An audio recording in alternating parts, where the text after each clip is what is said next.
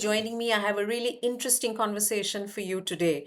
Now, President Donald Trump hosting Field Marshal Asim Munir at the White House for lunch has predictably created a stir here, coming as it does immediately after the massive diplomatic outreach that India has made post Operation Sindoor. So, what does it mean? What are the ramifications of this meeting? Does it mean that our diplomatic efforts have failed? Is it just another instance of Donald Trump is like that only? Or was this meeting, as Pakistan has said, about the Israel Iran war? And how is India affected by that? So many questions to understand all of this and to get a sense of how diplomacy functions in such a volatile world, as well as how India's foreign policy has evolved in the 11 years of Prime Minister Modi's government. I'm talking today to distinguished career diplomat and till recently our ambassador to France, Jawed Ashraf. Ambassador Ashraf, thank you so much for making time for this. I really appreciate it. Pleasure to be here. Thank you. So, at a time when optics are so important and we look at optics, study optics threadbare, what are the optics of this lunch meeting, which I believe went on for 2 hours between President Trump and Field Marshal Asim Munir? How should India interpret it? How should Indians who are not experts and just catch the news? How do we interpret this? Well, first, I wanted to say that in the age of social media and 24-hour news feed, visual feeds, I think more and more I find that foreign policy or perceptions are shaped by what you see in the palm of your hands on the screens on your table.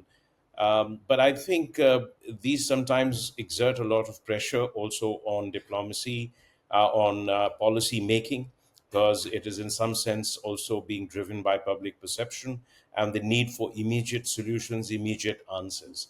And that can sometimes cloud both strategic decision making, but it could also cloud the way we perceive things. Now, first, I'd like to say that it is not either surprising or unusual for the United States president to meet the chief of the army staff and now the field marshal of Pakistan. Since its inception after partition from India, Pakistan has generally been ruled either directly or from behind the scenes by the military generals. This has actually been enabled by those who were supposed to be the greatest champions of democracy: the United States, the United Kingdom, and the Western world at large.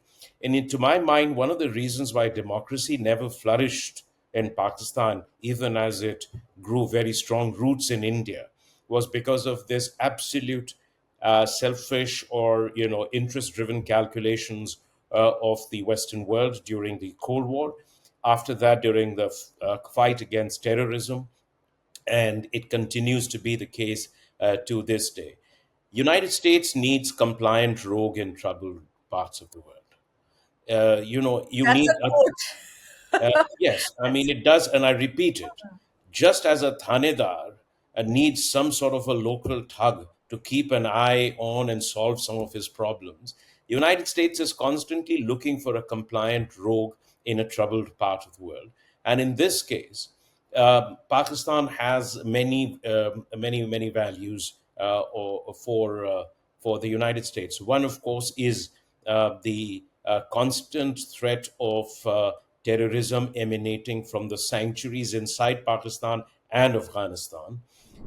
And Pakistan, while it has been using terrorism as an instrument of state policy against India, it plays a far more subtle and duplicitous game with the United States. It supports them, but also keeps all the levers in its hands. It is also, in the sense, required for what it call a geopolitical competition with China. They don't want to see Pakistan get completely in the clutches of China. They would like to retrieve their traditional influence in Pakistan. Third is that Pakistan is on a bordering state for Iran, and as some of you would know that historically, one of the opposition groups or let's say, a terrorist opposition groups against Iran operates out of Pakistan, Jundula, from Balochistan, just as Mujahideen-e-Khalq operates out of different parts of the, including now from Albania and from Iraq.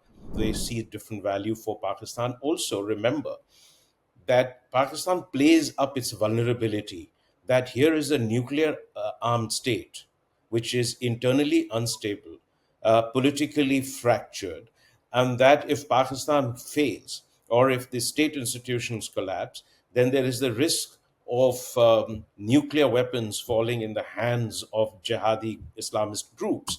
And this is a fear that is sometimes taken very seriously in the United States.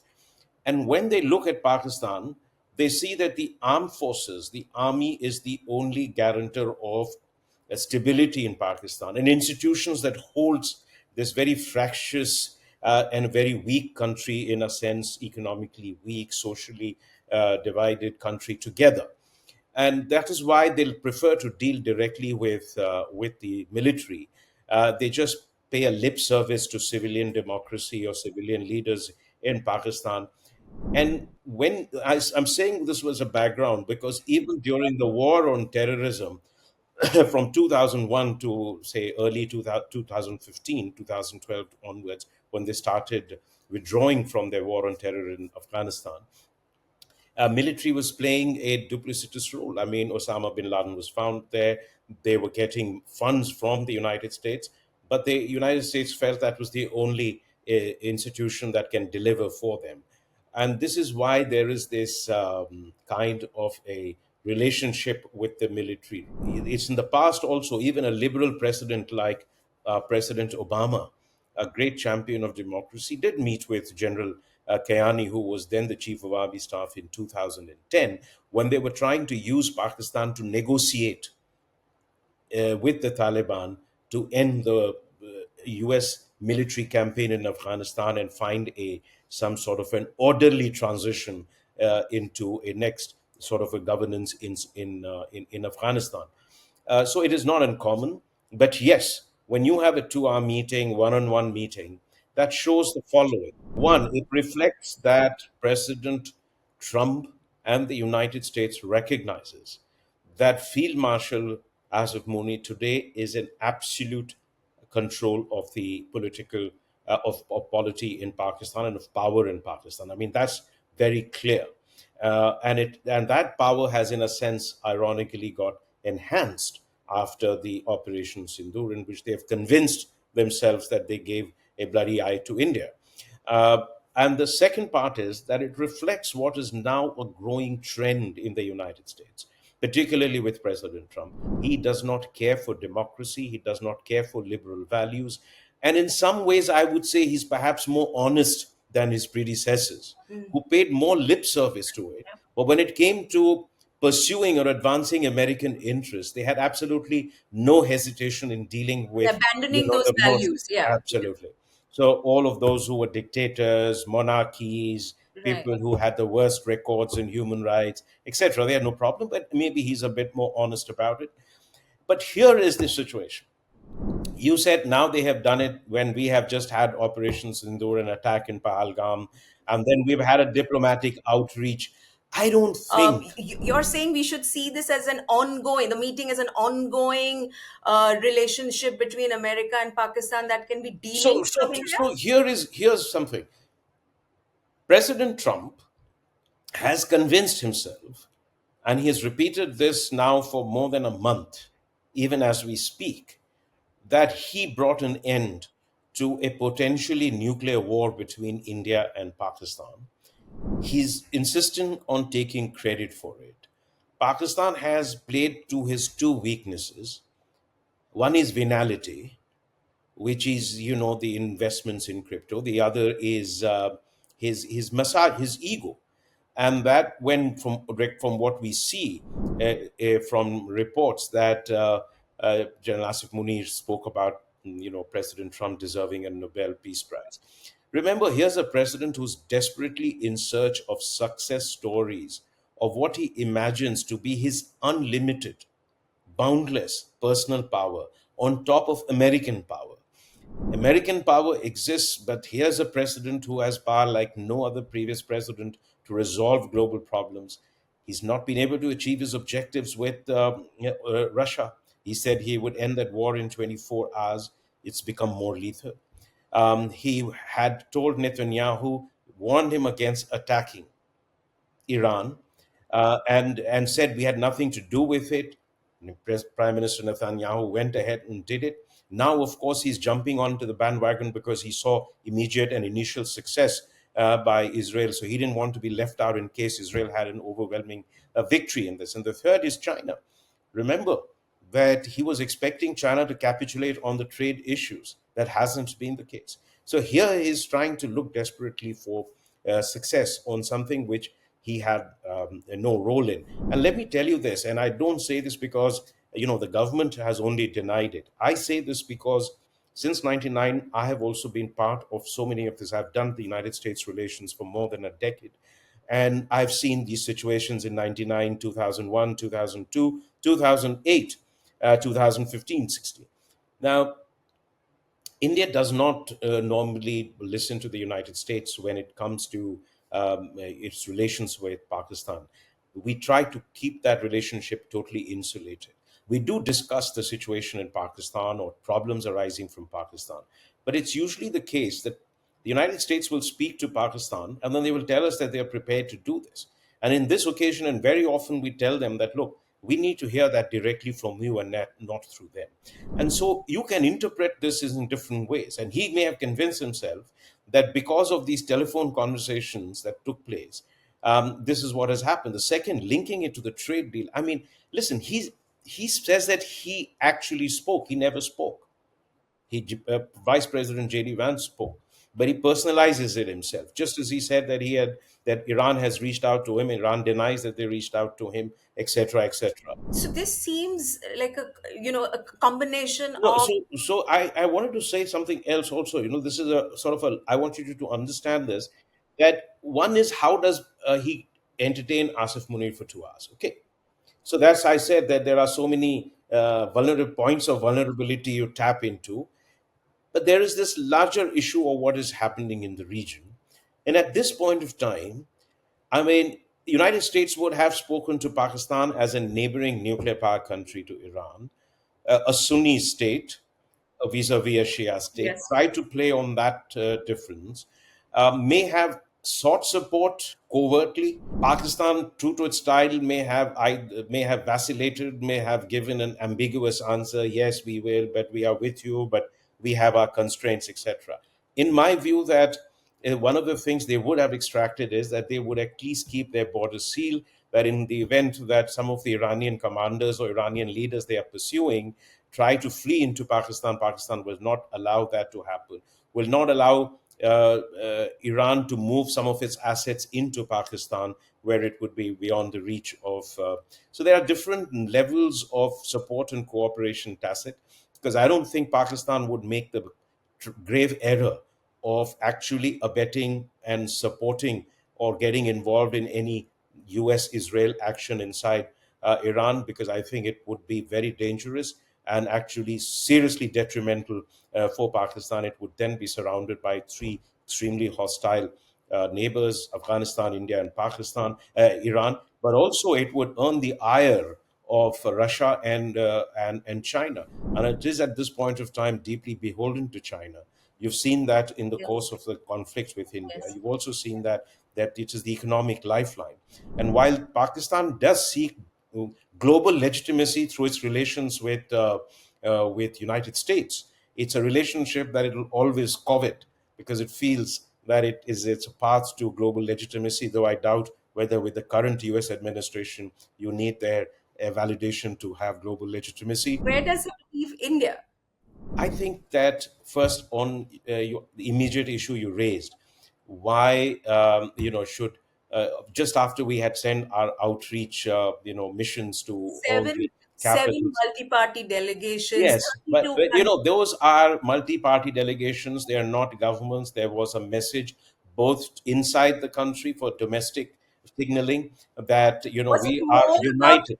was it more about domestic signaling No, and I think there not was a genuine successful effort. No, outcomes? I would say there was a genuine effort to convey a message of A, how much priority we attach to this issue, how serious is this cross border terrorism from Pakistan for us, and what was the rationale for us to take these steps.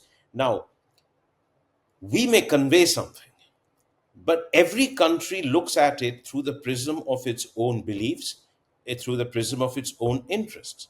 I mean, European countries could never understand or fathom why a country like India, which is a strong believer in rule of law, which is a strong adherent to the principles of UN and the UN Charter, was not actually siding with them when Russia invaded Ukraine, because we were looking at our own set of interests. Yes, so I don't. So I think countries do that. Some of it will register on them, but when they look at relations with other countries, they do it through a clinical calculation of their own interests at this point of time. So I think that's something we have to keep in mind. Number two, that we need to continue to insulate India US relations from the Pakistan trap. I wrote about this on 21st May in Hindustan Times, where I said we've been through the situation before where there was a sense of hyphenation, where there was a feeling that in aggressor and the victim was being treated equally, where there was not enough sensitivity to India's concerns on cross-border terrorism, etc. Pakistan was getting military assistance at the same time, so on and so forth. But if you fall into the trap, then you don't get anything with regard to Pakistan. Have And we but fallen into the trap no, though? we Because haven't. And I at think this no. point, it looks like they're hyphenated. President Trump keeps saying that So that he was hyphenation is in your great. mind. If you pursue the relationship for its own merit, what is our problem? The problem is the hyperbolic description of India-US relations. We define it United States, India in the joint statement and speeches, and in some sense, I can say I'm guilty of it, but also of of saying defining partnership of the 21st century, Quad as the pillar of our security architecture in the 21st century. But remember, this has been very clear to us from the beginning that when it comes to Pakistan, United States may help you with intelligence and information on an impending or an imminent terrorist attack. But it is not going to sacrifice the state of Pakistan for you. And I remember November 5, 2001, when Donald Rumsfeld, then Defense Secretary, stood outside South Block and said that we need Pakistan for terrorism, we need India for China. It's another matter that they will need you to fight their war, but they will not come to help you when it is their war. So what do you do with the relationship? First, don't invest so much emotion, don't invest so much expectation in the relationship that this is your security or strategic shield. It is not. Nobody is going to. You are a country which is strategically autonomous, a country with its own independent DNA. You will have to tread your path by yourself. You will get support and cooperation in certain areas. So, what do you need the relationship? It remains a very consequential relationship. There was a time you needed, at the unipolar moment in the world, you needed the United States to reintegrate yourself into the world after the 1998 nuclear test and then the subsequent developments that happened. But you are today in a world which is getting more and more multipolar, more fragmented, etc. Nobody has either the capacity or the will to underwrite the international system. The international order is itself collapsing. The United States no longer finds the system that it built after the Second World War attractive, and it is hastening its dismantling. It isn't just started with President Trump, it started actually with President Obama, and then it has. There was an interlude when President Biden was a cold warrior. He stuck to it. But so we are in a very different era. What do you need the United States for? You have to have a very consequential relationship that focuses on the instruments of our national transformation. So there is an overall relationship that is of great importance. We need a major biggest trading partner.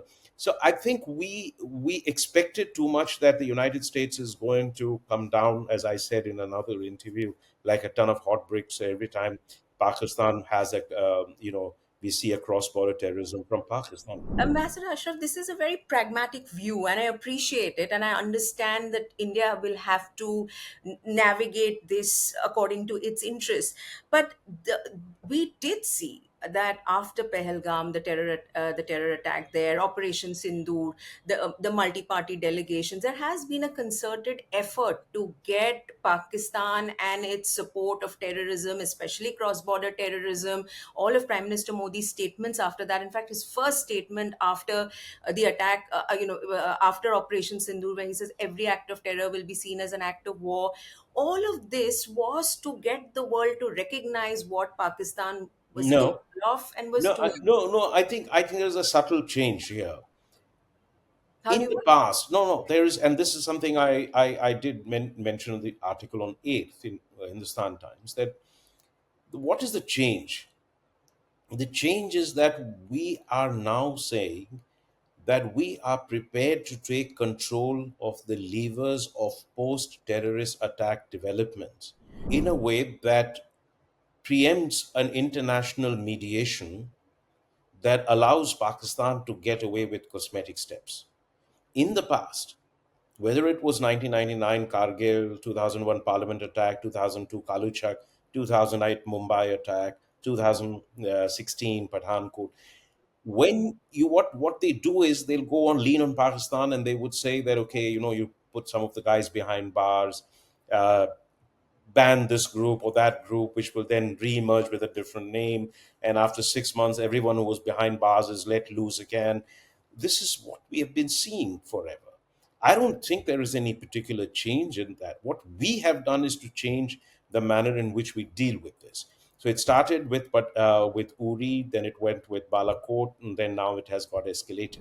And that's very different from what we achieved after 2008, when we got, when we got the LET, some of the LET terrorists designated, when we got the Pakistan on the grey list on the FATF, Financial Action Task Force. Well, Those are different outcomes, isn't it? no, Which no, no. But part of it was also because they were seeing the perfidy of Pakistan with regard to Afghanistan. That that in a sense, United States had outsourced Afghanistan to Pakistan, even as it was concentrating on Iraq after 2003. By 2007-8, it realized that they were actually playing a double game. I mean, you just have to go to the records of various statements by then Secretary of State Hillary Clinton, President Obama, etc. In 2008, of course, the Mumbai terror attack, don't forget, it involved international citizens as yeah, well. yeah, perhaps US that's citizens, why. Yeah, I do Israeli understand citizens, that. Yeah, citizens from other countries, yeah. 166. And it took place in Mumbai. This took place in Jammu and Kashmir. And the fact of the matter is that whatever, I mean, when there is a terrorist attack in the Western world, they don't see it in the context of anything else. But when it comes to India or to any other country, they like to contextualize it. So you saw that the problem was contextualized as something that is emanating out of a long-standing dispute from between India and Pakistan, and on an unresolved Kashmir issue. Now, that hasn't gone. So don't entirely compare the strategy that we followed after Mumbai with what we had to go through, what we had to do now. But memories tend to be short. At each stage, we have navigated past these hyphenations, these contextualization, this equation of aggressor and victim. Perhaps this is its crudest form, what you hear from President Trump.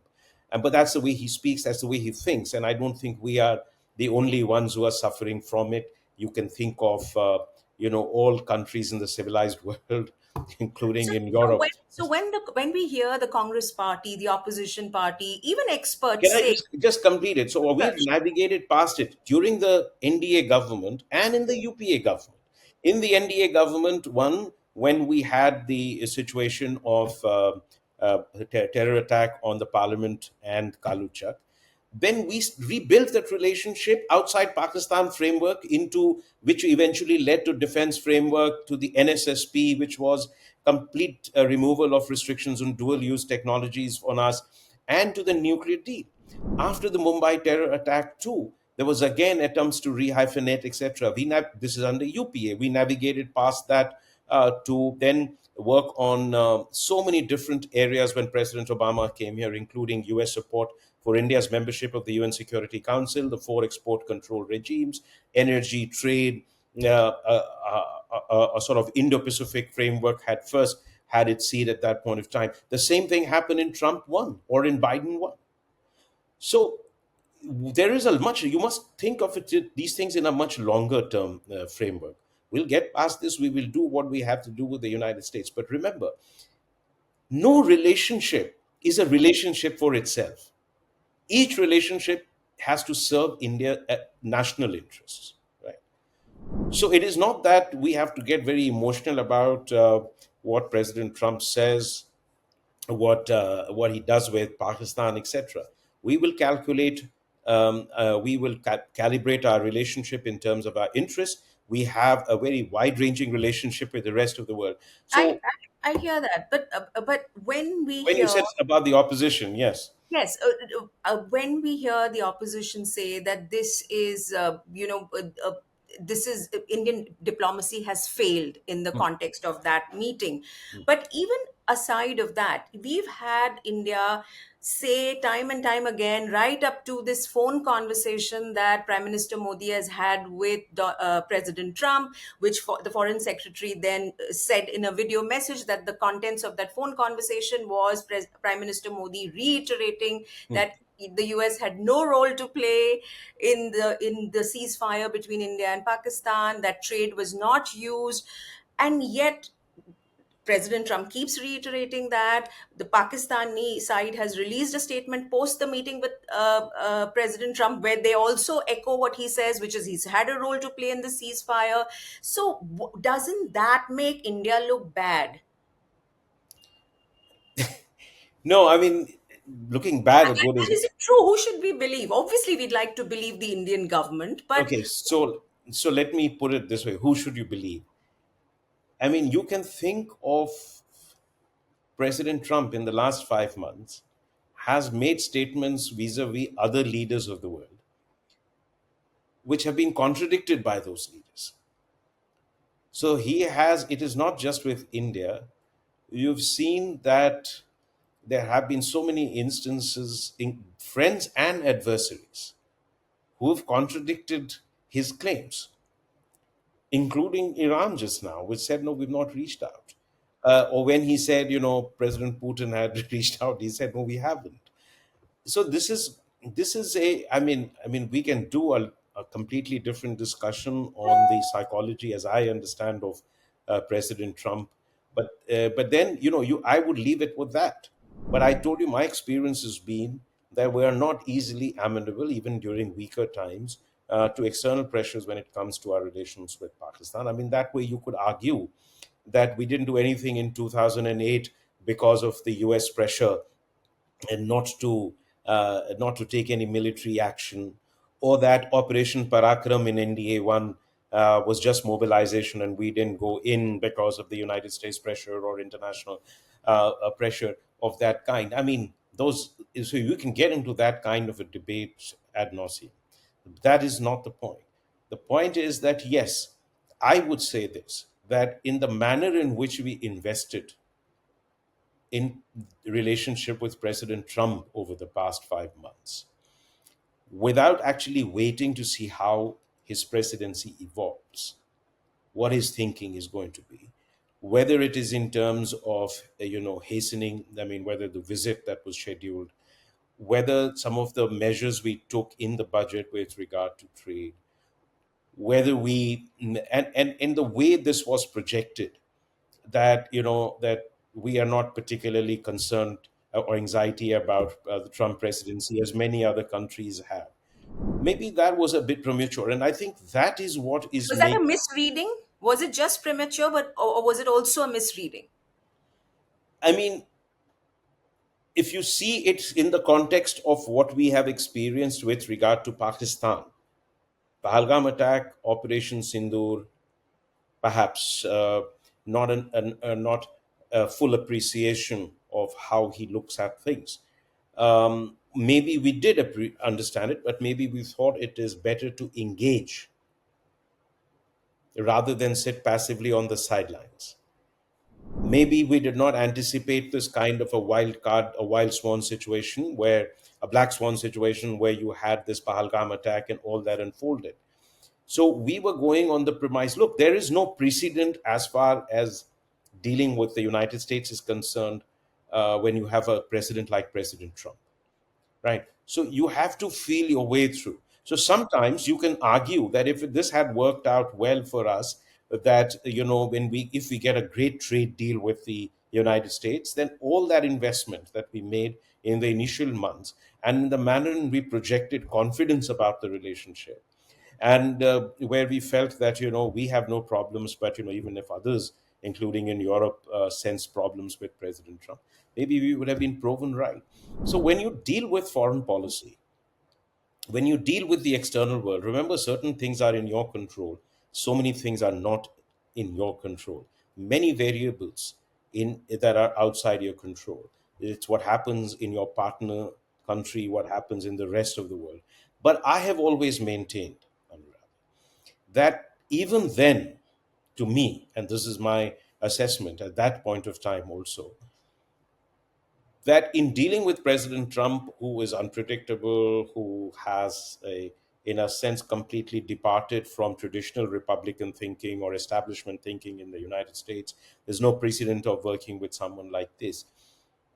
That it isn't just important to think of what he will do with us bilaterally.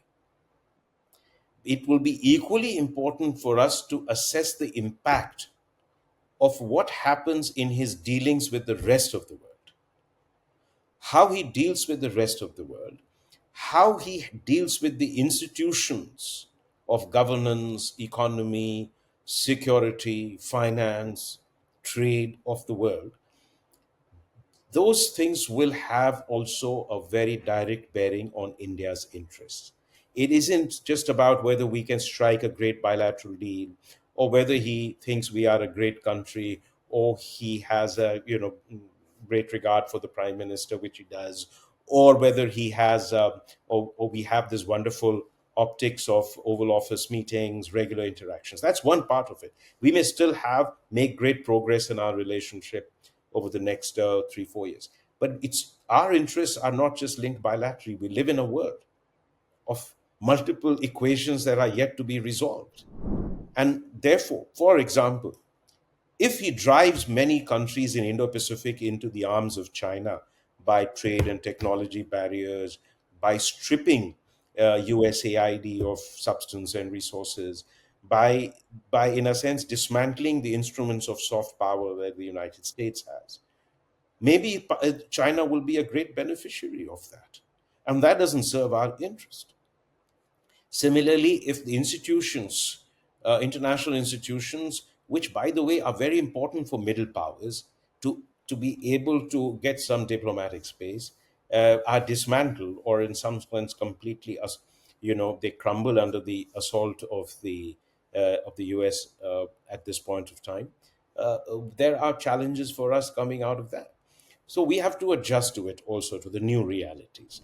Perhaps some of this current criticism, disappointment, stem from the manner in which we engaged or projected in the first 5 months, the sort of confidence we showed in the relationship. And perhaps we did not pay adequate attention to how he will deal with the rest of the world, and what impact that will have on us. And when I say the rest of the world, it also means our own neighborhood. And if he strikes a deal with China in different kinds of ways, Where does that then leave us? well, that will leave us in a difficult. So, which is why I think that a country like India always needs to keep its options open. We are not a country that is going to ever, in under any government, be in a position to outsource our security or our interest to any other country. That is not going to happen. And I've seen that great political debate when the United States was asking us to send troops, peacekeeping troops, into Iraq in 2003 July onwards. There were some great champions of that view in India, but largely the government of that time and the opposition were on one page that this would be an absolutely disastrous step to take. And it was the political process in India that really impressed me. I was then a junior officer in the Ministry of External Affairs in the Americas division. But to see how we debate these issues, how the very instinct of India plays itself out, it gives me confidence that we can pursue on our own. And remember, in a in a world that is extremely fluid, as I said, you need to keep your options open, but focus on your own strengths and building your capacities, technological, economic, security, so that you are able, you are prepared for unanticipated situations, for unanticipated developments. That it should be capability driven strategy, not a threat driven strategy. When the Congress makes this kind of statement, is it just opposition politics and they're, reaching out to their audiences, or is there something there that you think the government should look at? No, I think there has to be, look, where we are today. I mean, and the reality is this, that there was sympathy and solidarity when it came to the terrorist attack. That's a Yes, statement of principle. There's no right. one in the world who will not sympathize with you or Of course. express solidarity with you when you are hit by that absolutely obscenely brutal, barbaric terrorist attack, right? In Pahalgam. But sympathy and solidarity do not always translate into active support. Active support could be diplomatic, or support for your own concrete actions, or for concrete action in terms of taking punitive steps against the country that is supposed to be the perpetrator. Now, when you see the reality of the response, you got universal, of course, solidarity and support and sympathy.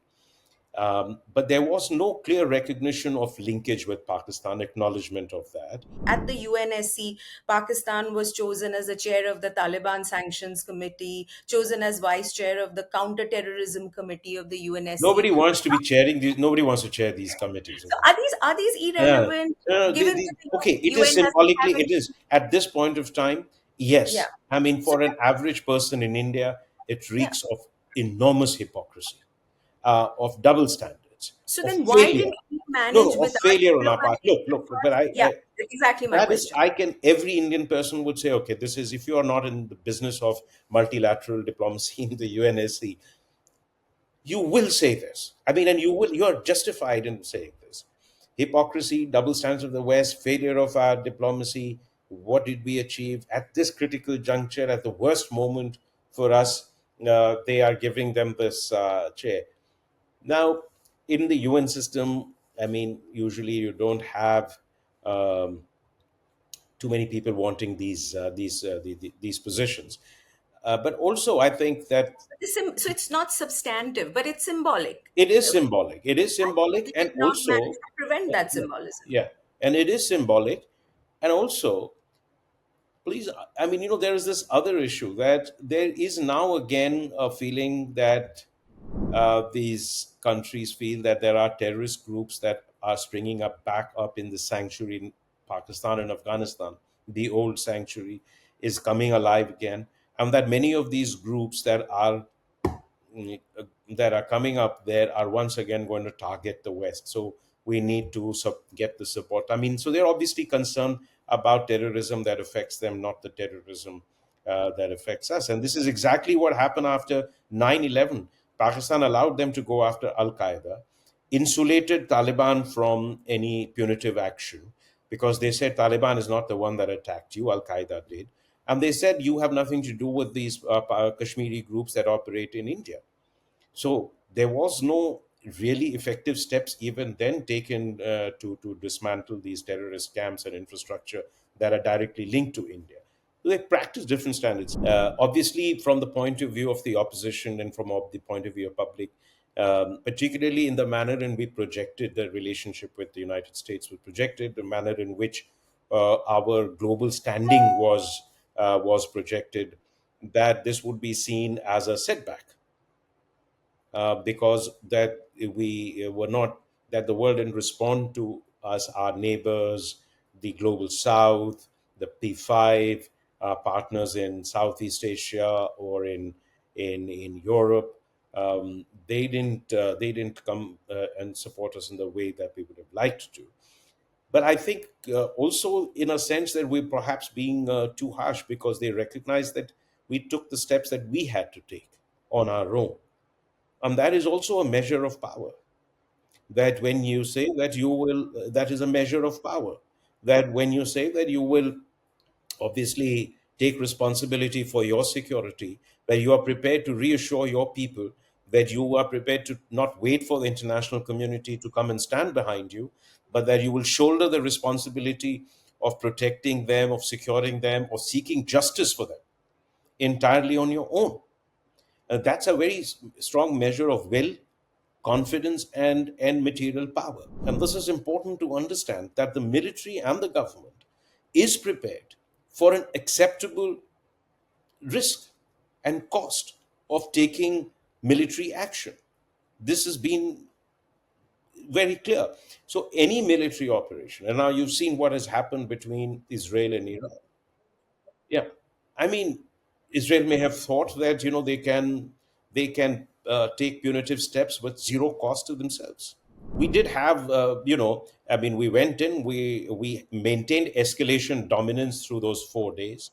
There is no question about it. There's now enough visual, satellite, and technical intelligence reports that show that yes, on the very first day we hit targets that have been the most protected in Pakistan, Murid ke and Bahawalpur and seven others, and that we were able to take out 11 out of the 12 airports. They have themselves admitted So it. this description of how India dealt with this, does that become a cornerstone of the foreign policy as it has evolved under Prime Minister Modi? There is a degree of continuity in foreign policy. I mean, I've worked under different governments, worked in two prime ministers' office. I mean, there are certain core elements that are inherent and foundational principles of our foreign policy. Okay. There is no question about it. It evolves, it responds, it adapts, and it also reflects, political leadership. So it responds to the global environment, but it also reflects the political leadership of the time. So what I'd say is that what you have seen is that we have maintained our sense of strategic autonomy. We have stood for our interests when it came to maintaining our relations with Russia in the face of most, intense Western pressure and criticism. We went ahead and did it.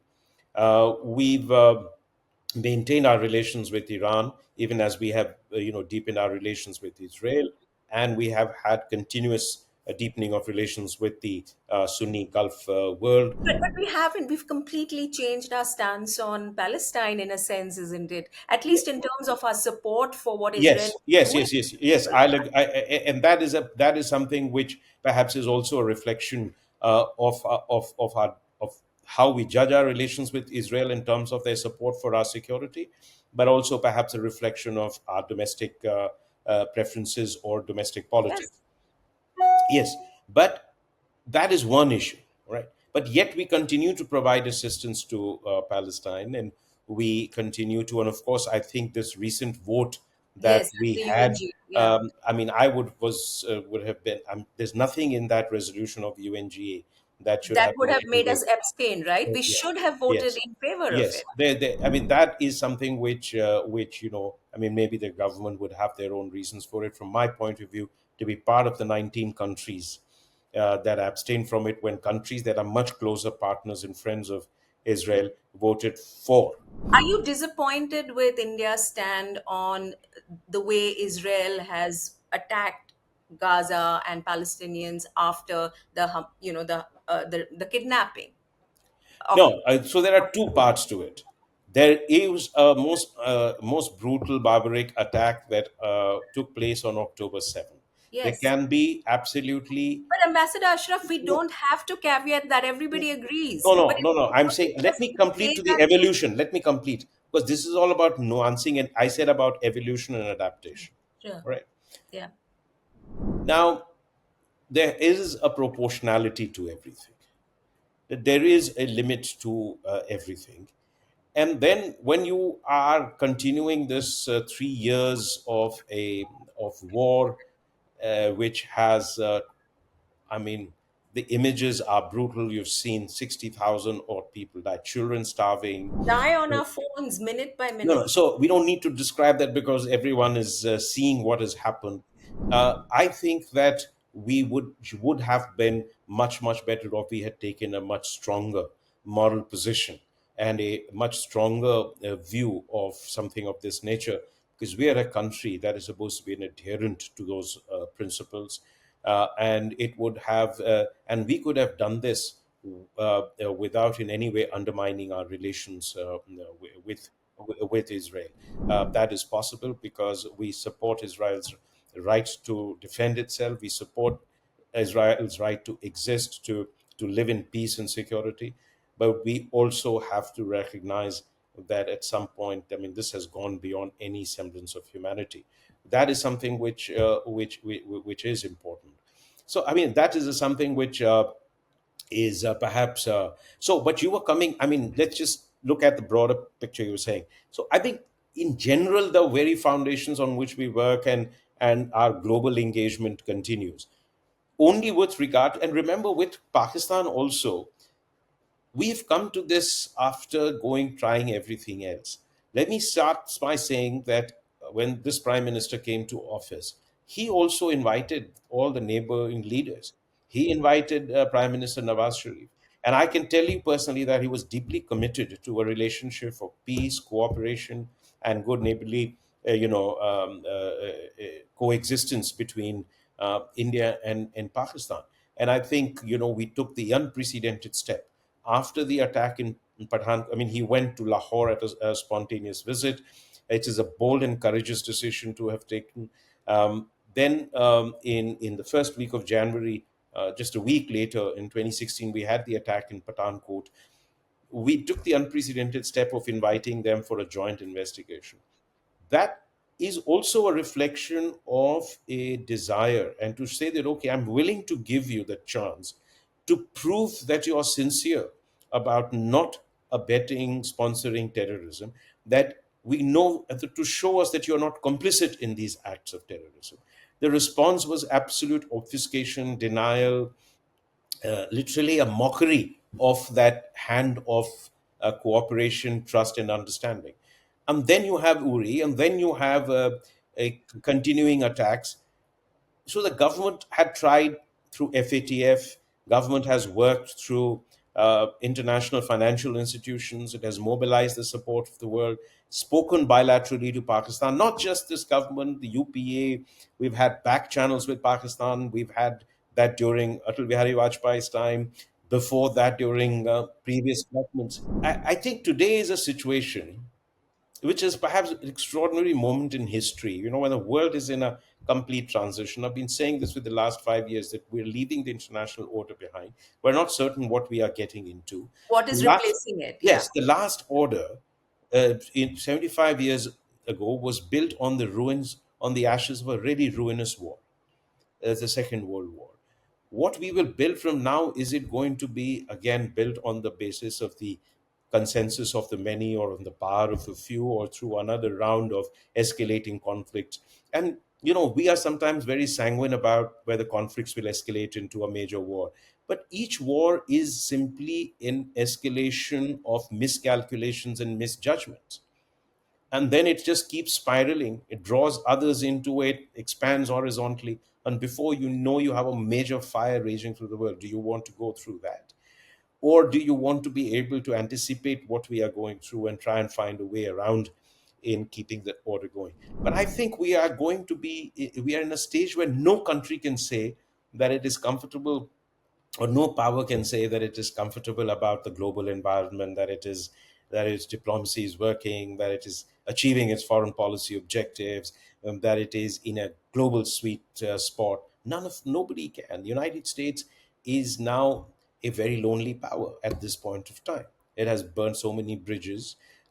It is perhaps not yet aware, but it will. There is a price to be paid for it. Europe is facing strategic irrelevance, declining competitiveness vis-a-vis United States and China, stalled economy, a war in Europe, internal security challenges. You look at China has its own set of problems despite its astonishing and amazing rise.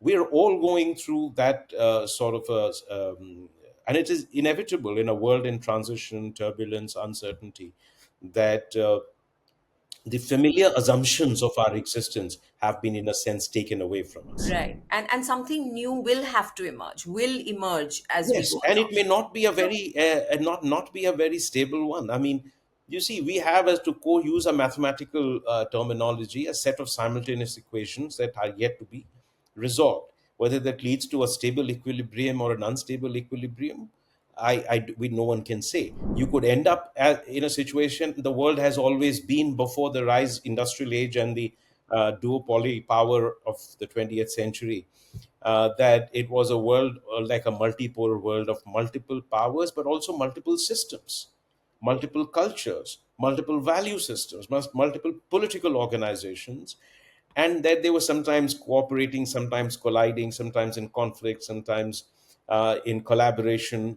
But this is going to be a process that will take some time to play itself out. But I feel, and this is something which I hold dearly, is that we need to pay a lot more attention to our neighbor.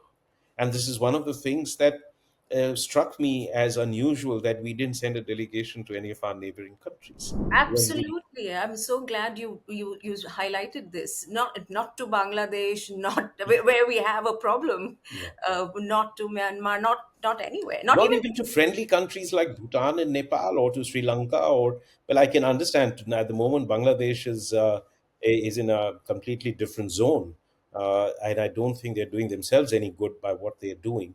But then they'll also go through this painful process. Can Uh, I ask you to explain the impact of the Israel-Iran conflict on India at this point of time? Because we've seen India's statements on Israel's attacks, and the whole world is holding its breath to see if USA gets into the picture. Is What should India be looking at this point? And the statements that it has made, where it has again sort of deferred to its strategic partnership and relationship with Israel, and not really criticized Israel for mounting the first strikes. and I think, if to my mind, there is as far as our interests are concerned, there is a regional interest. And that regional interest is that there is no region in the world where we have more stakes than in what you could broadly call Gulf and West Asia. No region has as much stake for us as this region does. So, stability and security in this region is of paramount importance. 10 million Indians living there. Well, If there is a fire, you're not going to be able to evacuate 10 million people. How do you secure them? How do you protect them? You cannot evacuate 10 million people from there. And hopefully, nothing like that will happen. Biggest source of remittance collectively, the Gulf regions, still a major source of energy. And today, the energy markets being what they are, I mean, if 20% of our source gets cut off, we are in a pretty difficult position, though we have wisely diversified in a major way. And maritime security for us also. It's a major market for us. It is the entrepot for trade to Africa. I mean, UAE is among the top three trading partners, despite being such a small country.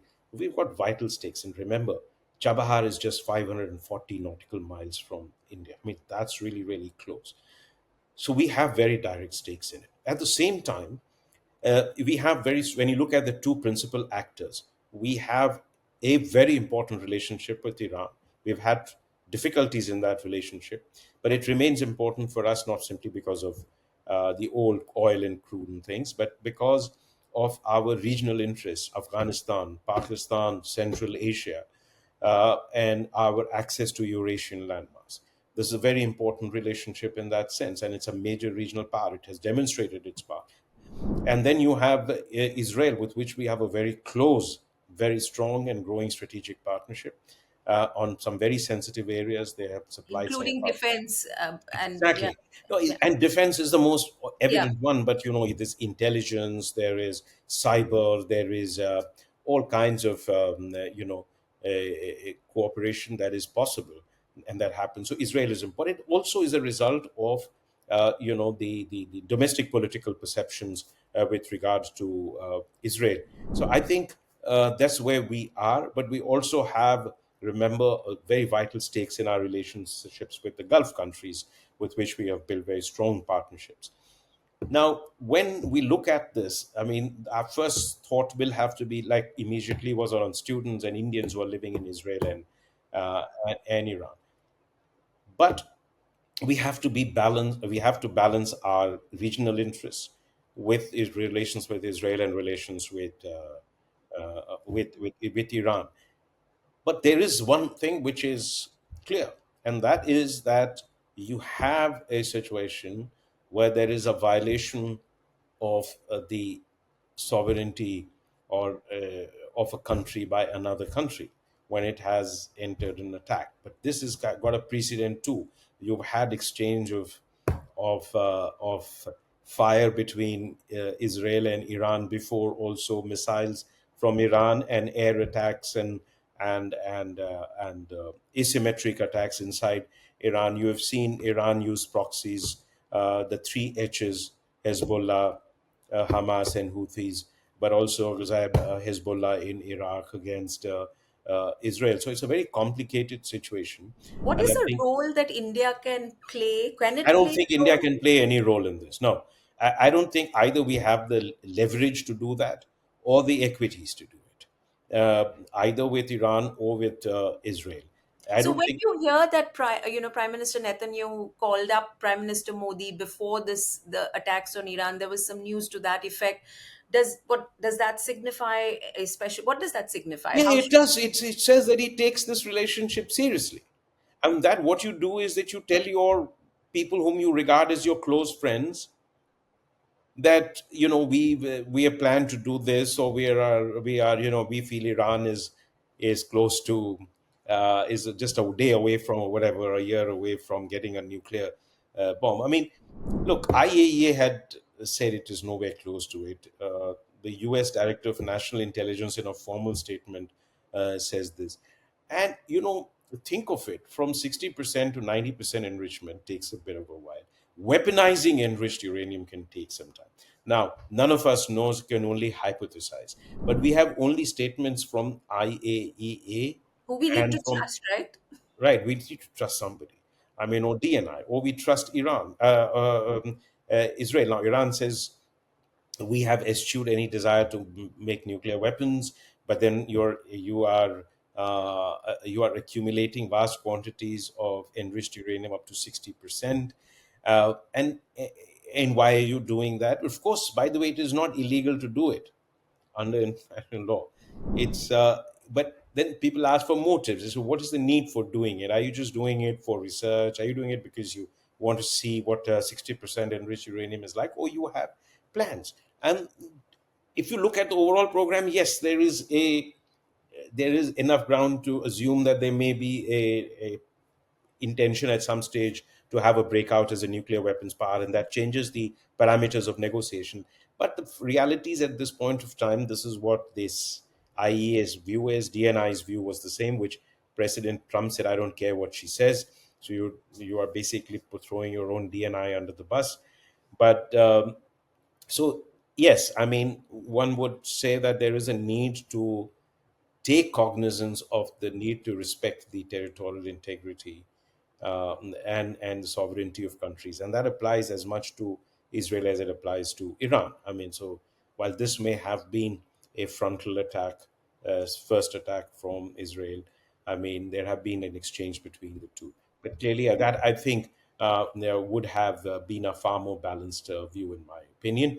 consistent with the principles that people associate India with. Ambassador Ashraf, I'm going to close this. This was, it's a fascinating conversation. And for someone who is just reading about this and watching it and hearing people's opinions, this helped us really get complex, nuanced picture of how diplomacy works and how the current geopolitical situation in which India finds itself may play out, or how it is playing out, and what India is doing. But I'm going to have to ask you one final question, and that is, we have got accustomed to war.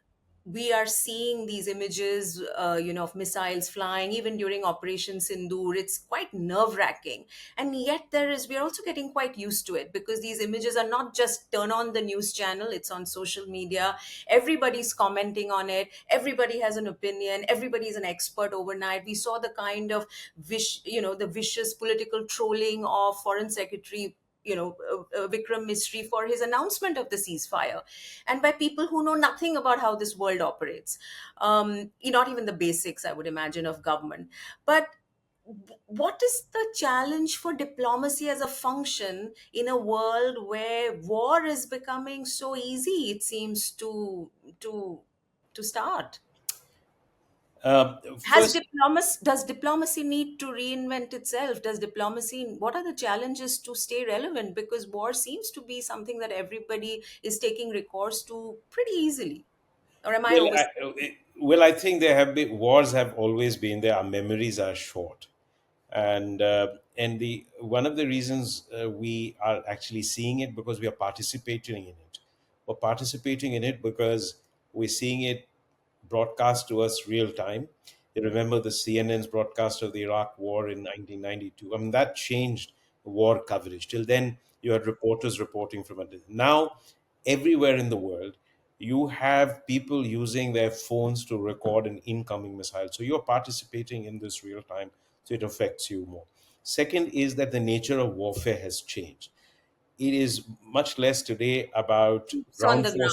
Yeah. ground forces Yeah. occupying and holding territory, and it is far more about destroying or degrading assets of the other country, destroying their command and control system, their military assets, their communications network, their energy resources.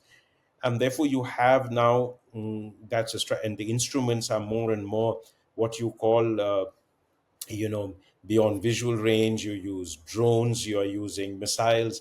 Now the proliferation of missile technology is such that almost everybody, even Houthis, have missiles at the moment.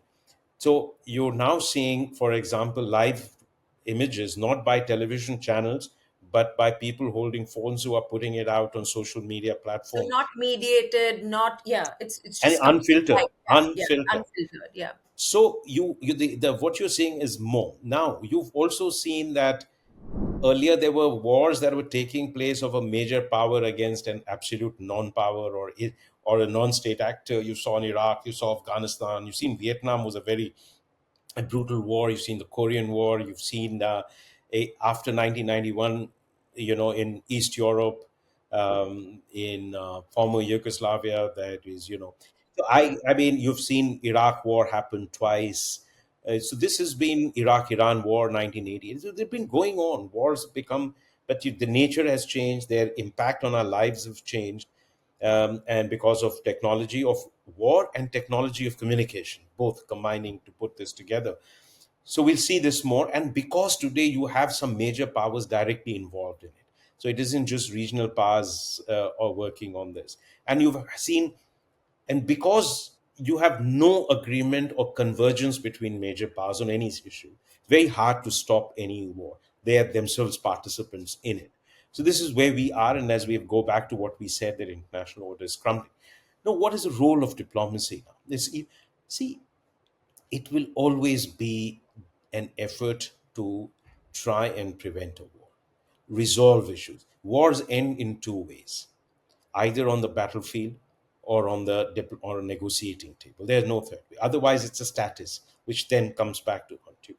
So, you'll need diplomacy. You need diplomacy to sift through this almost unimaginable deluge of misinformation, disinformation. You have to be able to manage this need for perception building, narrative building, mobilize global opinion in your favor, mobilize public opinion in your support, convey the credibility of your message to your adversaries and to the those who support the adversaries. And you have to continue to, and therefore explain things to people. So intelligence, information, influence, initiatives, all of these things remain functions that will be there all the time. In fact, I would say that there is now not even a minute to rest or relax in diplomacy. It is no longer about going to 9 to 5 job, because it is no longer about foreign policy being conducted, shaped, formulated behind closed doors, in whispers between reasonable actors, between veteran diplomats. It's being shaped by public perception because they're seeing it in the palm of their hands on a daily basis. And they are also driving. So your diplomats today is a diplomacy is a 24-hour job. It is you're on your edge all the time. You need to be able to deal with this sort of a world which is moving at a lightning speed, and to stay relevant and to help you achieve your objectives. It is now a 24 hours 7 days a week exercise. You are not the only ones who can stop the war, but there are things that you do before, during, or after the war that remains extremely important. I cannot tell you how much I enjoyed this conversation. Thank you. Thank Thank you. you for being Enjoyed it too. Yes. patient. Thank you for explaining with such detail, and taking a layperson's conversation, questions, and for taking a layperson's No, they were question very sharp and difficult seriously. questions. I mean, Thank you, and I hope we can keep talking. yes, Thank you, thank you very Ambassador much. Ashraf. All the best.